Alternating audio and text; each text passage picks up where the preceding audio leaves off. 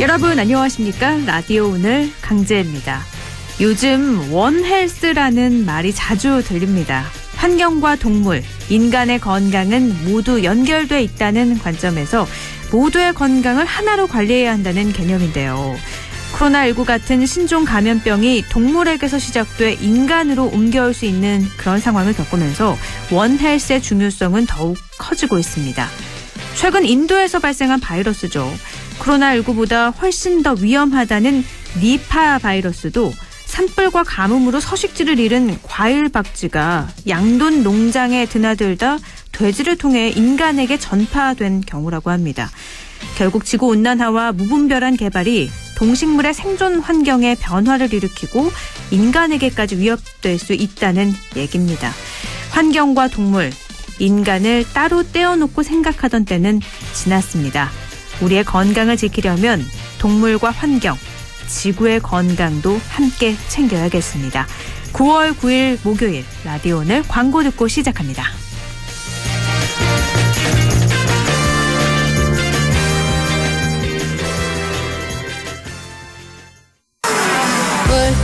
훌쩍 알러지엔 간질 알러지엔 애취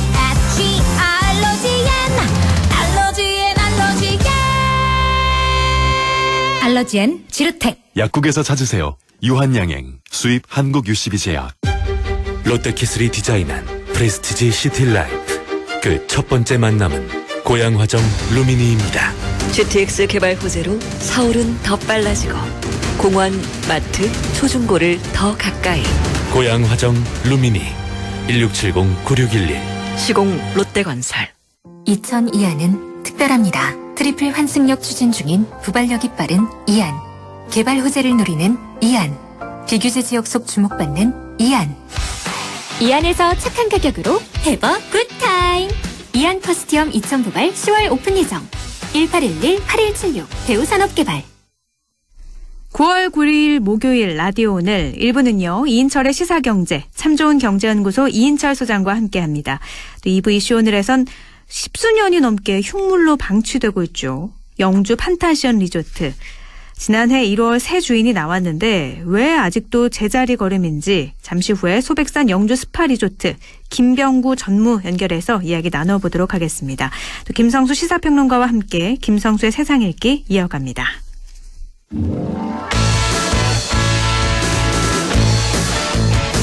이인철의 시사경제, 경제 이슈 짚어보는 시간이죠. 오늘은 삼존 경제연구소 이인철 소장과 함께합니다. 이인철 소장님 안녕하세요. 네, 안녕하세요. 네, 전 국민 88%가 1인당 25만 원씩 받는 코로나 상생 국민지원금이 이번 주부터 신청을 받고 있는데 오늘은 출생연도 끝자리가 4와 9인 분들이 신청하는 날이고요. 그런데 여전히 혼선 또 불만 목소리 계속 나오고 있어요. 그렇습니다. 국민지원금 신청을 받기 시작한 게 6일부터니까 사흘 동안 누적으로 한 1,570만 명이 신청을 했고요. 네. 4조 원 가까이가 지급이 됐습니다. 이렇게 되면 이제 전체 국민지원금 지급 대상이 한 4,300만 명 정도 되니까 지급 대상자의 36%, 3명 가운데 1명 이상 지급이 됐다는 건데요. 그런데 문제는 이걸 지금 확인하고 보니 지원 대상에서 제외된 분들이 의외로 많다라는 겁니다. 네. 나는 지금 내 집도 아니라 월세를 사고 있는데 내가 왜 빠졌느냐. 그리고 나는 직업도 없는데 직장 다니는 사람은 받고 내가 못 받는 게 말이 되느냐. 뭐 이런 실제 이제 살림살이가 제대로 반영되지 않았다라는 이제 불만의 목소리가 이제 커지고 있는데요. 네. 이 기준이 바로 6월분 본인 부담 건강보험료 이제 기준입니다. 네. 이 지역가입자의 경우에는 이게 2019년 소득분을 반영했기 때문에 직장가입자가 이제 월 소득에 대해서만 이제 매기는 것과는 달리 이제 지역가입자는 소득 플러스 재산 플러스 자동차까지 반영될 구조입니다. 특히나 이제 2019년은 코로나로 인한 이제 피해가 발생되지 않았기 때문에 소득이 이제 2020년에 비해서 이제 줄지 않을 수도 있습니다. 여기다 이제 군인들에 대해서도 지금 이 굉장히 조치가 좀 미흡하다라는 얘기가 나오고 네네. 있는데요. 지난해는 사실 재난지원금은 세대주가 가구 전체원의 지원금을 신청해서 이제 지급하는 구조였는데 올해는 성인 자녀라면 개인별로 신청하고 수령하는 구조입니다. 네. 그런데 지금 군인은 이제 뭐 휴대폰을 갖고 있으니까 신청은 가능한데 사용처가 문제인데요. 지금 사용처가 지역사랑 상품권 사용처로 국한하고 있습니다. 근데 군인은 가장 흔하게 접하는 것이 PX일 텐데 PX는 사용이 불가능합니다. 네. 그래서 뭐 전역하고 사용해라 이런 말이 나오는 거죠. 맞습니다. 이게 또 사용하지 않을 경우 신청이 이제 10월 29일까지고 올해 말까지 신청하지 않을 경우에 이제 국고로 환수되기 때문에 이래저래 이제 여러 가지 이제 좀 구멍이 보이고 있습니다. 그러니까 이런 상황이다 보니까 뭐 지급 대상에서 제외된 분들도 그렇고 군인분들도 그렇고 이의 신청이 참 많은 것 같아요. 지금 4만 건이 넘었다는 얘기가 들리더라고요. 맞습니다. 이의 신청 사흘 만에 이제 4만 건이 육박할 정도로 지금 뭐 지급 대상에서 제외분들의 불만이 이제 폭주를 하고 있는데요. 6일부터 사실 이의 신청을 받고 있습니다. 네. 권익위원회의 이제 온라인 사이트 국민신문고 또 뭐 콜센터를 통해서 접수는 받고 있는데 문제는 여기가 너무 한꺼번에 접속이 많아지다 보니까 먹통이 되고 있다는 건데요. 우선 이제 본인이 제외가 됐다면 크게 한 4가지 정도를 좀 점검할 필요가 있습니다. 우선 이제 지난 6월분 건강보험료가 가장 중요합니다. 그리고 이제 6월 30일 기준 주민등록상에 세대 원수로 등재가 돼 있는지 그 세대 원수 곱하기 25만 원이니까요. 네. 그리고 부모님의 건강보험에 혹시나 이제 피부양자로 등록이 돼 있다면 내 소득 여건과 관계없이 부모님이 과연 건강보험료 기준을 충족하는지 따져봐야 되고요. 또 마지막으로 앞서 제가 지역가입자의 경우 2019년 소득 기준이기 때문에 코로나 피해 발생 전이기 때문에 2020년 지난해 소득이 줄어들었다면 이의 신청을 해야 합니다. 그래서 이의 신청 기간이 사실은 11월 28일까지입니다. 네. 국민신문고 홈페이지를 접속해서 뭐 휴대전화를 통해서 본인 인증한 뒤에 신청서 작성하고 증빙서를 첨부하게 되면 결과는 이제 국민신문고 웹사이트를 통해서 확인이 가능한데 이렇게 이제 이의 신청 민원이 쇄도하니까 홍남기 경제부총리는 애매한 상황이 발생한다면 이의 신청 가운데 가능하면 이의 신청 모두를 수용하겠다라고 이제 국회에서 답변을 했습니다. 네, 그 정부도 최대한 구제하는 방안을 검토 중이다 이런 입장인 건데요. 그럼 그렇게 된다면 애매한 경우에 다 국민지원금을 지급하면 88% 지급 대상에서 조금 더 늘어날 가능성도 있는 건가요? 글쎄요, 그 기준에 대해서는 뭐 변함이 없지만, 네.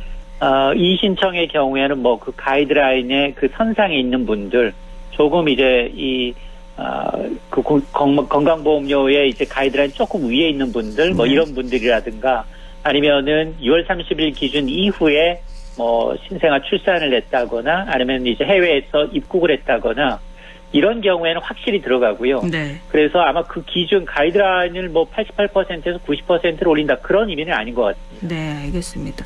구제 신청을 받겠다고는 했는데 뭐 이런데 행정력 쏟느니 그냥 전 국민에게 주는 게 어떻겠냐 이런 목소리는 앞으로도 좀 계속 나올 것 같습니다.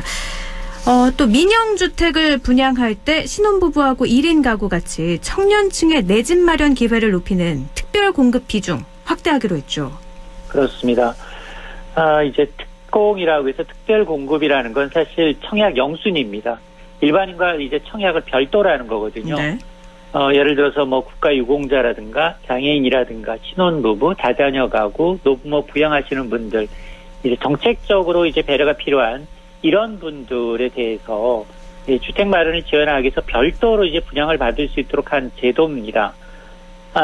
그런데 지금 그동안은 사실은 이 특공 물량에도 소득 기준을 충족했다 하더라도 무주택 신혼부부의 경우에는 동수라면 자녀 수가 있느냐 없느냐 이걸 감안해서 따져왔다는 겁니다.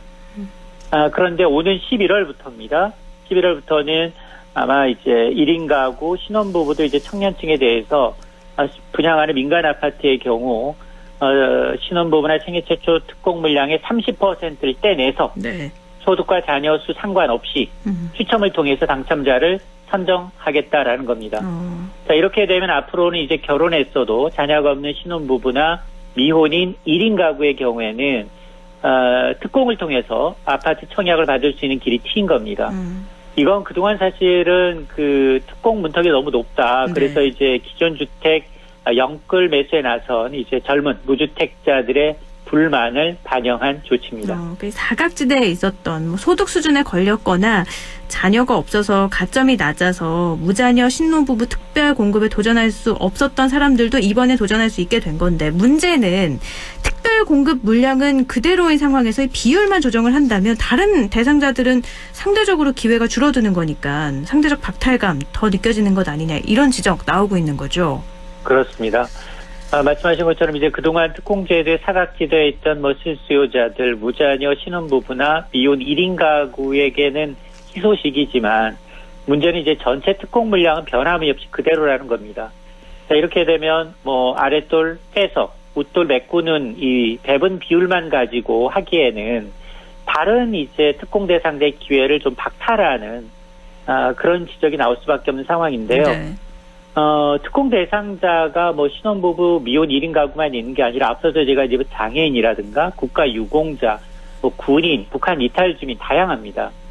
그래서 11월부터 적용되는 이제 물량 30%는 세로 추첨을 통해서 입주자를 뽑는 주택 물량의 경우에는 이제 기존에 있는 것에서 빼내서 30%를 떼낸 것이기 때문에 이제 그러다 보니 이제 이런 얘기가 나올 수밖에 없는데요.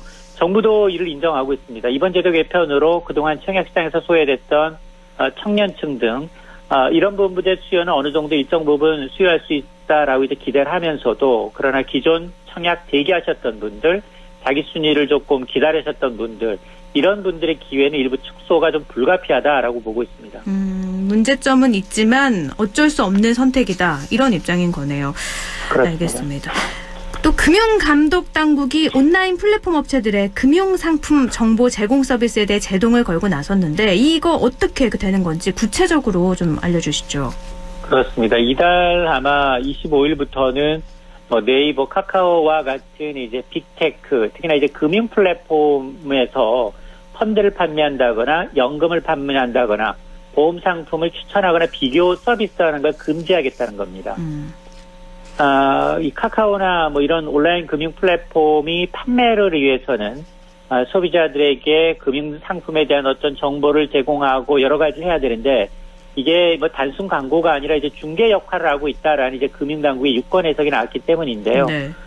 그래서 사실은 이제 금융당국의 이번 조치로 인해서 이제 빅테크 회사들은 그동안 이제 자신이 이제 확보한 고객을 통해서 금융이면 금융, 보험이면 보험, 은행이면 은행, 문턱 없이 이 사업을 좀 확장해 왔는데, 그러다 보니까 너무 금융 진출의 어떤 규제를 지나치게 유연하게 적용을 하고 있어서 소비자 보호가 좀 필요하다. 결국은, 처음에는 수수료를 굉장히 낮아서 소비자들한테 이득을 주지만 결국에 어느 정도 이제 이 가입자가 확보가 되면 수수료를 올리거나 소비자들한테 전가하거나 아니면 영세 자영업자의 업무를 좀 침범하는 이런 이제 포탈들에 대해서 이제 경고성으로 아마 이번 조치를 내는 것으로 보입니다. 그러니까 불공정 거래, 시장 독점 논란을 좀 잠재우기 위한 규제 같은데 이번 규제로 네이버, 카카오 시가총액이 19조 원 넘게 사라져서 주가가 폭락했잖아요. 맞습니다. 시장에서 어제 그제 뭐 이 무거운 주식들이 굉장히 많이 빠졌는데요. 사실은 이제 금융 플랫폼, 특히나 이제 이런 플랫폼 기업들의 경우에는 그라운드 제로, 정말 다른 대기업의 규제하는 부분에 대해서 새로운 사업을 시작할 때 규제 없이 규제 프리존에서 시작을 해라. 5년 정도는 정말로 해봐라라고 했는데 그런데 지금 행태를 보게 되면 어느 정도 이제 이 가입자를 확보하고 난 다음부터는 영세 자영업 이 사업에 대해서 이제 좀 골목 상권을 침해하는 사례가 이제 비일비재하게 나타나고 있습니다. 뭐 택시부터 시작을 해서 이제 뭐 골목 상권이 해외 나가서 돈을 벌려고 빅테크 기업들한테 기회를 제공했지만 오히려 내부에서 외국인 지금 대기업들이라는 것처럼 돈이 있으면 M&A를 통해서 바로 흡사병해서 그 사업에 진출하는데 이런 게 해외 매출보다 그 국내 매출 비중이 굉장히 높아지다 보니까 이걸 좀 그대로 놔둬서는 안 되겠다라는 이제 위기감도 있고요. 또 지금 소상공인들 그리고 이제 소비자들 점차 이런 이제 피해가 가시화되고 있기 때문에 아마 이제 상징적으로 조금 이제 철퇴를 내린 건데, 그러나 이제 주식시장에서는 이제 굉장히 좀 민감하게 반응을 하고 있는 것 같습니다. 이번 규제가 이미 뭐 고객들을 많이 확보한 상태 이후에 나온 규제라서 영향이 크진 않을 것이다, 이런 의견도 들리던데요. 어떻게 맞습니다. 보세요? 이게 이 플랫폼이라는 게 이제 알면서도 계속 이용할 수밖에 없거든요. 네. 택시의 경우는 무려 이제 카카오의 경우는 뭐 80% 시장 점유를 하고 있기 때문에 뭐 이용하지 않을 수 없는 상황이라는 걸 너무나 잘 알고 있기 때문에 네. 뭐 프리미엄 혹은 뭐 스마트라는 이름을 붙여서 택시를 뭐 빨리 잡아주겠다. 그러면서 이제 기본 요금에 플러스 알파를 더 붙이고 이런 식으로 이제 소비자들한테 전가하는 모습이 나타나고 있다라는 것들이 네. 아마 이제 자충수를 둔 게 아니냐라는 겁니다. 네, 알겠습니다. 다음 주제 넘어가 보면 지난해부터 주식 투자 열풍 엄청난데 증권사 개인 종합자산 관리 계좌 ISA 가입자 수가 처음으로 은행 가입자 수를 앞질렀다고 하는데 먼저 이 ISA가 뭔지부터 설명을 좀 해주세요. 이게 이 인디비주얼 세이빙 어카운트의 이니셜 앞글자인데요. 네. 개인 종합 자산관리 계좌입니다. 이제 금융상품 가운데 세제 혜택을 받는 상품이 거의 사라졌죠. 그런데 이 ISA 계좌는 예금, 적금 들어도 됩니다. 네. 그리고 뭐 펀드 투자해도 되고요. 다양한 상품을 투자해서 세제 혜택을 주겠다는 겁니다. 그래서 그동안은 사실은 이제 이 상품이 출시된 이후 2016년 3월에 출시된 이후에 대부분은 사실은 은행 쪽으로 돈이 많이 몰렸습니다. 네. 그런데 이 지난 2월부터 개인이 직접 주식 투자할 수 있도록 증권사의 중개형 ISA 계좌가 출시가 되면서부터 은행에서 증권사로 갈아타는 가입자들이 급증하고 있다는 겁니다. 그러다 보니까 지난 7월 말 기준 증권사의 ISA 가입자 수가 128만여 명을 넘어섰고요.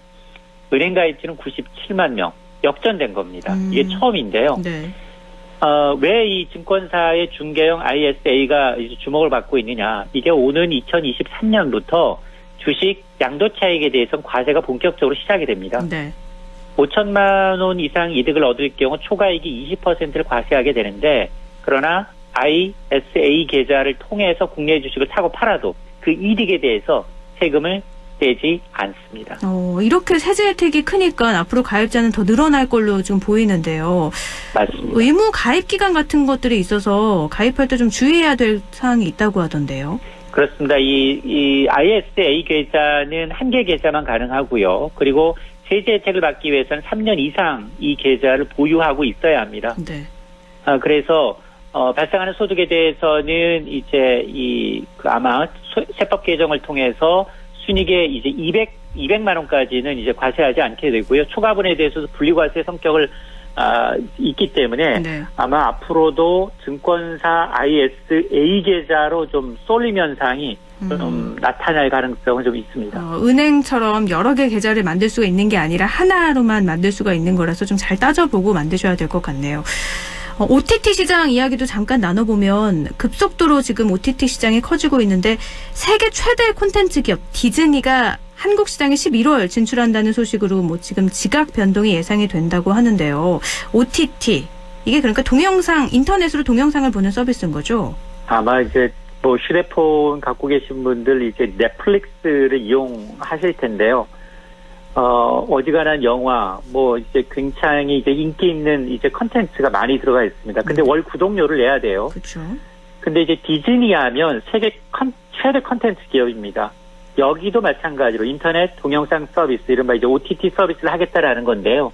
이 회사의 명칭이 디즈니 플러스입니다. 네. 오늘 11월 10일 한국에 들어오게 되는데, 매달 한 9,900원의 이제 구독료를 내게 되면 다양한 서비스를 제공하겠다라는 건데요. 한 계정에 7명까지 등록이 가능하고 4명이 동시에 접속이 가능하니까 네. 뭐 넷플릭스랑 거의 비슷한 이제 서비스를 하고 있는 겁니다. 네.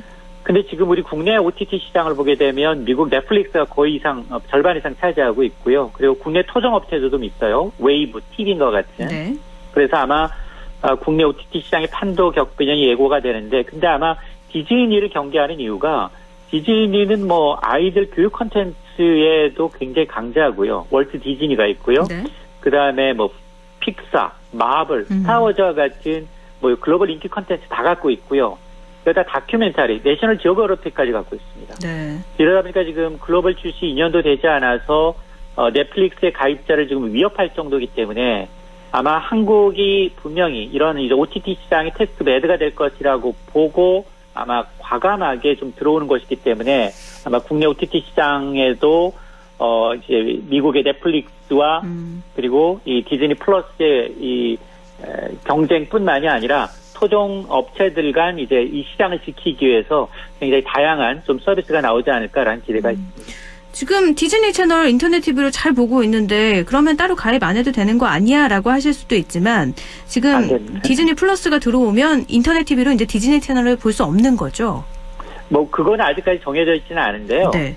정해져 있지는 않지만 그러나 여기에 디즈니 여기 플러스에서 제공하는 것은 각종 영화며 그리고 이제 다양한 콘텐츠, 자체 제작한 콘텐츠 그리고 자기네 갖고 있는 콘텐츠 뭐 시리즈를 많이 갖고 있거든요. 네. 이런 걸 여기다 담을 수 있기 때문에 이건 그리고 원하는 때 원하는 동영상을 찾아보는 서비스가 있잖아요. 그렇죠. 그러다 보니까 아마 디즈니 플러스와 이제 넷플릭스 한판 대결로 가지 않을까라고 이제 보고 있는 겁니다. 네, 알겠습니다. 이 OTT 시장의 지각 변동도 함께 지켜보시는 재미도 있을 것 같아요.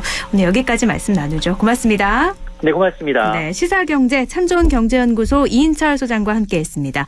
라디오 오늘 1부는 여기까지고요. 저는 광고 듣고 2부에서 뵙겠습니다.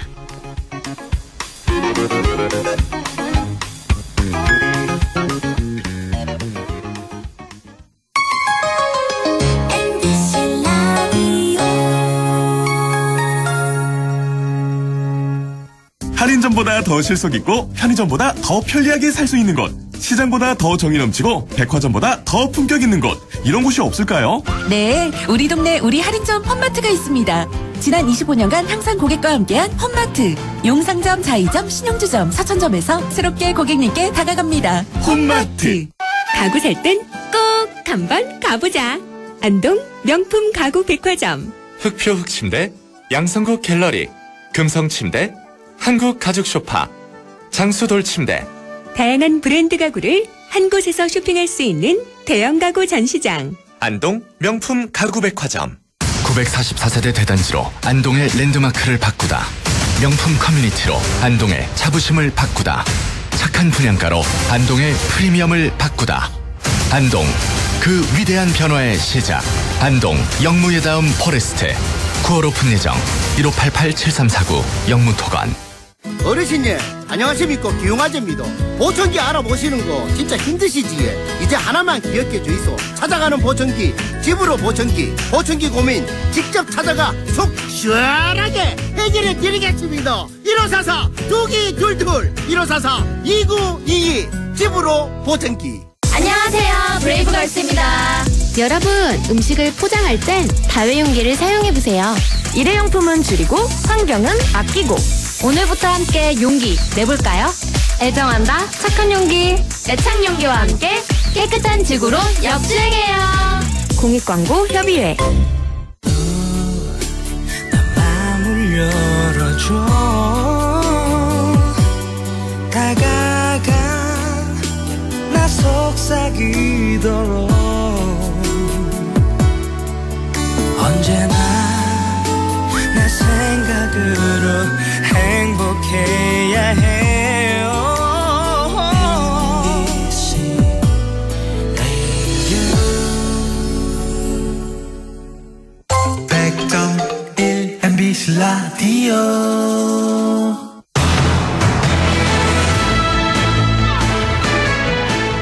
라디오 오늘 2부 순서 이슈 오늘입니다. 10수년째 흉물로 방치되고 있죠. 영주 판타지언 리조트. 지난 1월에 새 주인이 나왔죠. 하지만 여전히 부활을 위한 공사 이뤄지지 못하고 제자리 걸음입니다. 왜일까요?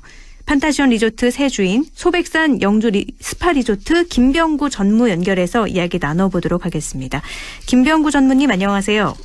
예, 안녕하세요. 네, 영주 판타지언 리조트가 이제 부도 후에 경매를 통해서 낙찰, 재경매를 반복하다가 지난 1월에 소백산 영주 스파 리조트에서 인수를 했죠. 네. 저희가 그때도 연결을 해서 이야기를 나눴는데 그 이후로 계속 진척된 게 없는 것 같아요. 예, 맞습니다. 현재 저희들은 공사를 재개할 모든 준비를 마치고 법률이 정한 절차에 따라 사업 시행자 변경 및 행정 절차를 준행 중에 있으나 여의치 않아 아직까지 계속 지연되고 있는 실정입니다. 여의치 않아서 계속 지연되고 있다. 어떤 것들이 있는지 하나하나 좀 살펴봐야 될 것 같은데요.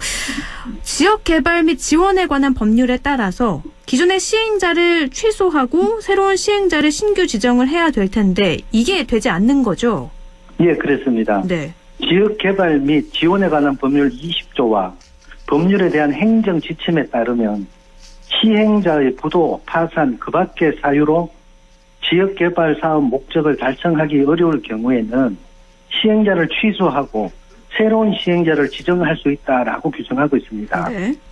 그러나 현재 본사업이 중단된 것이 10년이 넘고 있으며 저희들이 지역개발 및 지원에 관한 법률 19조의 규정을 충정하고 있는데도 불구하고 경상북도에서는 영주시로 핑계를 대고 영주시에서는 다시 경상북도로 넘기는 상황이라 저희들도 매우 답답한 실정입니다. 그러니까 이게 시행자가 변경이 돼야지 이를 추진할 수 있는 건데 이거 자체가 지금 되지 않는다는 말씀이신 거잖아요. 네. 이 시행자를 변경할 수 있는 권한은 그러면 영주시 경상북도 어디에 있는 건가요? 그 권한은 명백하게 법률적으로도 경상북도가 네. 시행자 변경에 인허가 권한이 있습니다. 네. 지역개발 지원에 관한 법률에 따르면 인허가 권한이 광역시장, 특별자치시장 또는 도지사라고 규정되어 있습니다. 또 지역개발 및 지원에 관한 법률에 대한 행정지침 제3장 1절에는 지역개발 사업구역의 지정권자는 분명히 시도지사라고 규정을 하고 있습니다. 네. 다만 영주시는 법률 제12조에 따라 시도지사에게 지역개발 사업구역의 지정 또는 변경을 제한을 할 수밖에 없습니다. 이와 같이 법률이 명백하고 하게 규정하고 있는데도 불구하고 영주시는 인허가 권한인 경북도에 있다 그러고 영주시에는 권한이 없다 그러면서 서로가 이렇게 떠넘기기 하는 식으로만 하고 있습니다. 잘 이해가 가지 않아요. 법률로도 정해져 있는 사안인데 왜 서로 떠넘기기만 하고 있을까요? 어떻게 왜 그렇다고 보세요? 글쎄요. 모든 사람들이 뭐 어떤 부담을 느끼는 것인지 네. 아니면은 뭐 책임질 일들이 있는지 저희들도 도무지 납득할 수가 없는 상황. 제가 이걸 왜 여쭤봤냐면요. 지금 10년 넘게 방치가 되고 있어서 영주 주민분들도 이 부분 하루빨리 조금 개발이 돼야 된다고 모두가 다 느끼는 부분이잖아요. 예. 그런데 왜 이렇게 시행자를 변경해주지 않는 건지에 대해서 참 답답한 상황인 것 같은데 그럼 지금 소백산 영주 스파 리조트에서는 뭐 언제든 사업을 시작할 준비가 끝난 상태인 거죠? 예, 그렇습니다. 저희들은 2020년 1월 8일 잔금 모두 납부하고 네. 3월경에 소유권 취득 및 모든 것을 이전을 하였습니다. 그리고 공사 대금도 현재 400억 원을 통장에 예치를 해둔 상태입니다. 네. 그리고 저번 회장님과 영주시장님과 도지사님 면담 자리에서도 우리 회장님이 영주를 위해서 1,000억 원을 투자하겠다라고 약속까지 하셨습니다. 네. 이런 과정인데도 좀 진행이 자꾸 더뎌지니까 저희들로서는 매우 답답한 일입니다. 영주시 입장에서도 이 일을 빨리 추진을 하는 게 도움이 될 텐데 아까 말씀하신 것처럼 뭐 누군가 책임을 져야 되는 게 있는 건지 왜 이렇게 되지 않는 건지 답답하다라고 하셨어요. 예. 그러면 이제 시행자가 변경이 된다고 하면 예. 어떻게 좀 정상화할 계획인지 그 계획도 좀 알려주시죠. 예, 알겠습니다. 저희들은 사업 시행자가 변경되는 즉시 안전진단을 거친 후에 즉시 마무리 공사에 착수할 것입니다.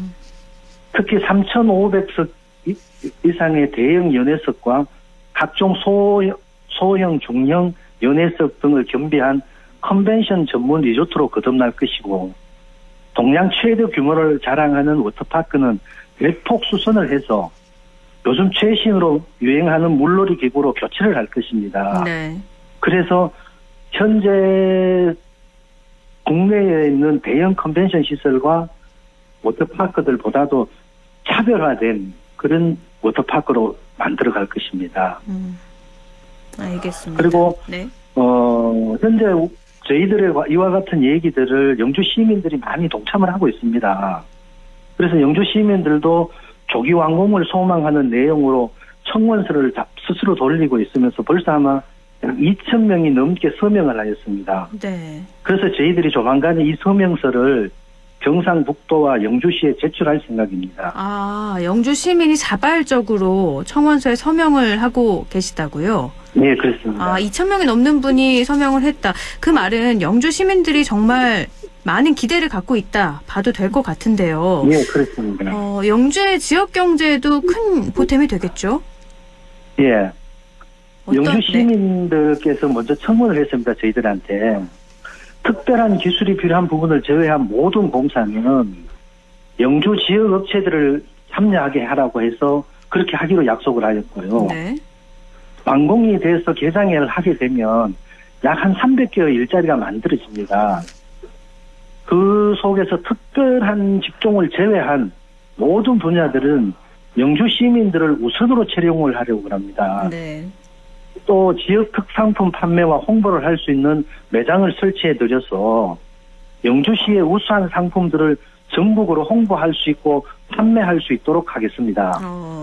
근데 이런 우려도 있더라고요. 시민분들이 하루빨리 재개가 되길 바라면서도 이 건물들이 워낙에 오래 방치가 됐기 때문에 만약에 다시 활용을 하면 안전에 조금 문제가 있지 않을까 이런 우려인데 이 부분은 어떻게 해결이 될까요? 예, 그렇습니다. 저희들이 사업 시행자 변경이 되면 즉시 전문기관을 통해서 안전진단부터 받아야 합니다. 현재 육안으로 보아도 누수 현상 등이 보이고 있고 네. 기존에 설치된 시설들은 침수와 습기로 인해 모두 폐기되어야 하는 지경입니다. 여기서도 방치를 하면 건축물의 붕괴가 이루어질 수도 있는 상황이라 현재로서는 매우 위험한 상황이라고 할 수 있겠습니다. 지금 안전이 담보되지 않은 상황이기 때문에 하루빨리 조금 진단이 이루어져야 될 것 같은데요. 그러기 위해서는 사업자 변경이 돼야 되고요. 그렇습니다. 네, 그럼 이 사업자 변경을 좀 빨리 하기 위해서 어떤 노력을 좀 하실 계획이신가요? 정해진 법률에 따라 네. 사업 시행 권한을 가지고 있는 경북도에서 네. 정말 성의를 가지고 충분한 검토를 하여 주시기를 간곡히 바라는 것입니다. 네, 알겠습니다.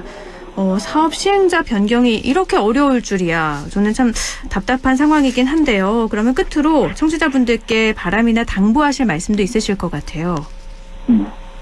예. 네, 전무님? 여보세요? 네네. 예. 네네. 마지막으로 청취자분들께 당부하고 싶은 말씀이나 덧붙이고 싶은 말씀 있으신가요? 예. 저희 소백산 영주 스파 리조트는 본 사업을 시행하기 위하여 영주에 진출한 후에 옛날 그 판타시온에 대한 영주 시민들이 곱지 않는 시선을 많이 느꼈습니다. 그러나 저희들은 지금까지 본 사업을 진행하여 온 많은 업체들과는 분명히 차별화가 된 회사입니다. 저희들은 탄탄한 자금력과 신뢰를 바탕으로 영주 시민 여러분들과 만나기를 원하고 있습니다.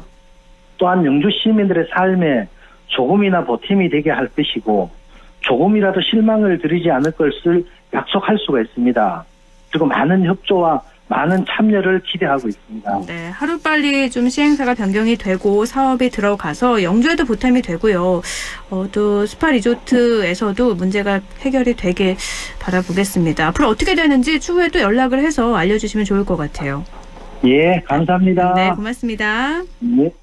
소백산 영주 스파 리조트 김병구 전무였습니다. 라디오 오늘에서는 청취자 여러분의 참여를 기다리고 있습니다. 우리 지역에서 발생한 사건 사고 소식이나 함께 토론하고 싶은 내용을 안동 MBC 홈페이지 라디오 오늘 게시판에 올려주시기 바랍니다. 전화와 문자 참여도 하실 수 있습니다. 전화는 851국에 7191번, 문자는 샵 0913번으로 보내주시면 됩니다. 문자는 단문 50원, 장문 100원의 정보 이용료가 있습니다. 여러분의 많은 참여 바랍니다.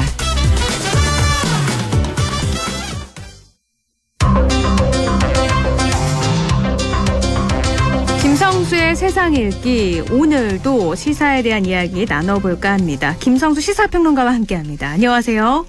안녕하세요. 김성수입니다. 네, 이번 주 윤석열 검찰 고발 사주 의혹이 쏟아지면서 떠들썩했는데 심각한 게 하나가 터졌어요. 이재명 후보에 대한 표적 수사 의혹이죠. 이 부분 정리를 좀 해주시죠. 예. 간단하게 말하면 2017년 12월서부터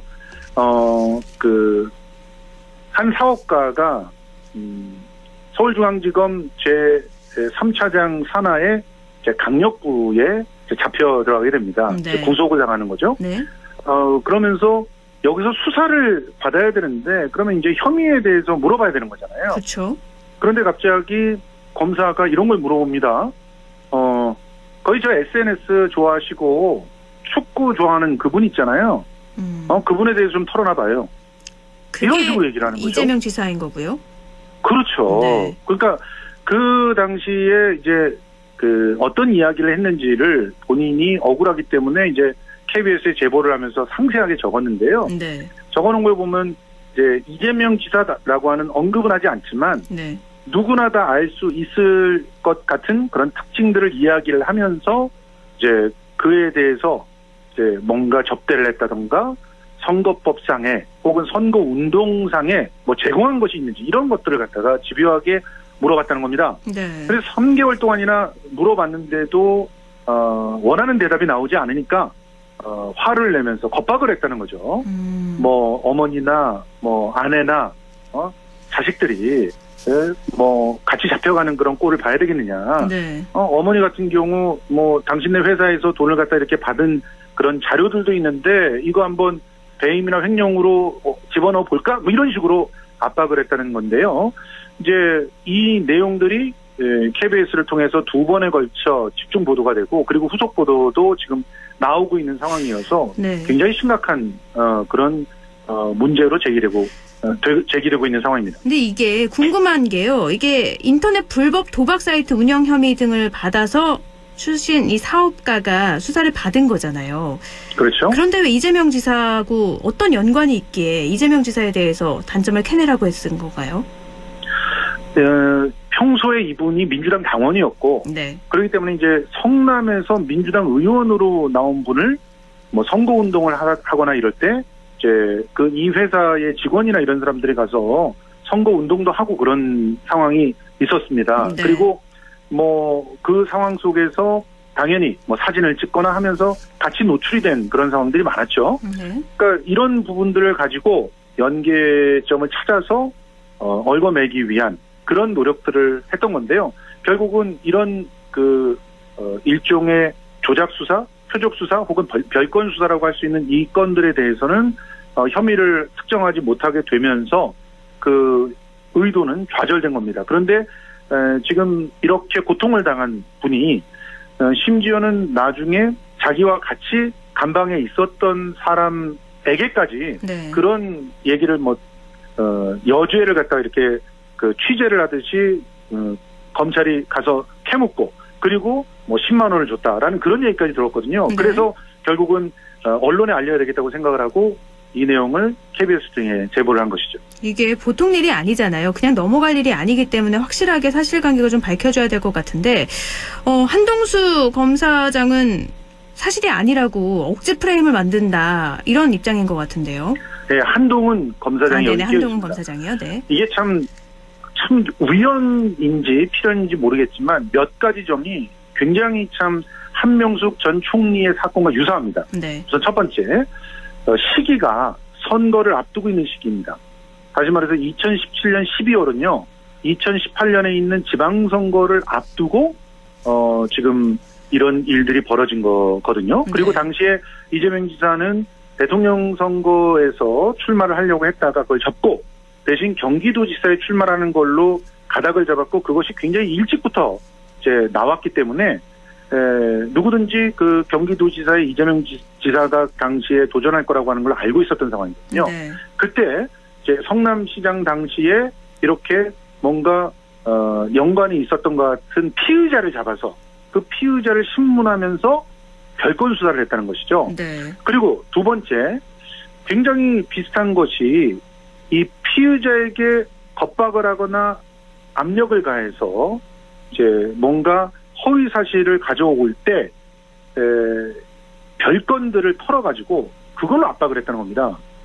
가령 이 코마트레이드 대표의 아내가 사실 회사에서 일을 하고 있었거든요. 네. 그런데 이거를 배임으로 몰겠다라고 겁박을 줬다는 거예요. 네. 아내가 일을 하고 있는 거 뭐 그렇게 할 수도 있지 않습니까? 그렇죠. 그런데 아내가 받는 월급은 이거는 배임이다. 일을 안 하면서도 한 것처럼 얼마든지 만들 수 있다. 이렇게 몰아갔다는 것이고요. 네. 어머니 같은 경우도 그 10대를 갖다 지급한 것인데 그 10대가 과다하게 지급됐다면서 역시 횡령을 씌우겠다라는 그런 주장을 했다고 하니까 이런 형태도 굉장히 비슷한 방식이라고 볼 수 있죠. 그리고 나중에 같이 그 구치소에 있던 그 사람까지 찾아가서 그 사람을 증언을 세우려고 했다는 그런 시도도 한명숙 전 총리의 2차 뇌물 사건의 그 구도하고 너무 비슷합니다.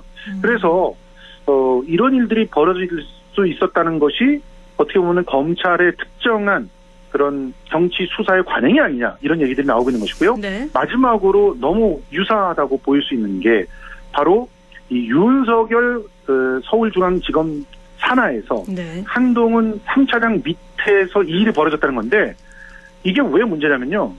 한동훈 3차장 밑에서 있었던 수사부는 강력부, 그러니까 형사부 검사들이었어요. 네. 형사부 검사들은 원래 특수부나 공안부랑 달리 정치인들 수사를 하지 않습니다. 네. 그래서 지금 현재 대상이 된 사람도 일반 사장이었고요. 또 조폭이라고 하는 의심이 가는 그런 사람이었기 때문에 강력부에서 다뤘던 것인데 그러니까 이런 일반 건들을 가지고 정치인 수사로 비화시키려고 했었다라고 하는 점도 한명숙 전 총리의 사건하고 상당히 비슷한 그런 상황이죠. 당시에 3차장이던 한동훈 법무연수원 부원장은 지금 보도자료를 배부한 거죠. 그렇습니다. 네, 거기에는 어떤 이 내용이죠? 보도자료를 그 법조기자단한테 다 배포를 했어요. 네. 그래서 그 보도자료 안에서 이런 제기되는 의혹들을 조목조목 반박을 했습니다.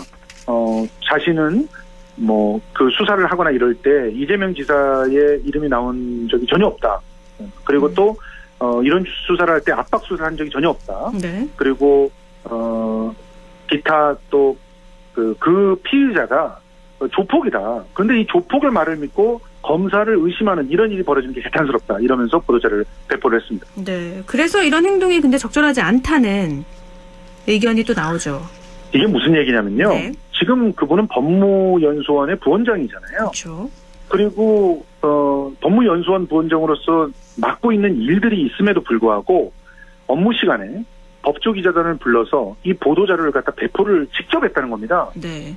이거는 그 검찰의 개통을 또 법무부의 개통을 완전히 무시한 그런 상황이라고 볼 수 있는데 예를 들어서 이런 의혹들이 벌어지면 검찰 그 단위에서 대검 등등에서 일단은 알아보게 돼 있어요. 네. 혹은 지금 법무연수원에 있다면 법무부 차원에서 이 상황을 청취하게 돼 있습니다. 뭐 감찰을 하거나 청취를 하거나. 네. 그래서 그것을 가지고 법무부나 대검의 대변인을 통해서 이런 자료들이 나가야지 마땅한 것이거든요. 네. 근데 본인이 바로 근무 시간에 보도자료를 작성해가지고 법조기자단을 불러서 이걸 갖다 나눠줬다는 것. 이런 것들이 적절한 대응인가. 네. 사실 이거는 법무부나 검찰의 기본적인 어떤 체계를 무시한 그런 독단적인 행위다. 이렇게 비난을 받을 수가 있는데요. 이런 행위들을 하는 이유가 무엇인가에 대해서 한동훈 차장은 이야기를 하죠.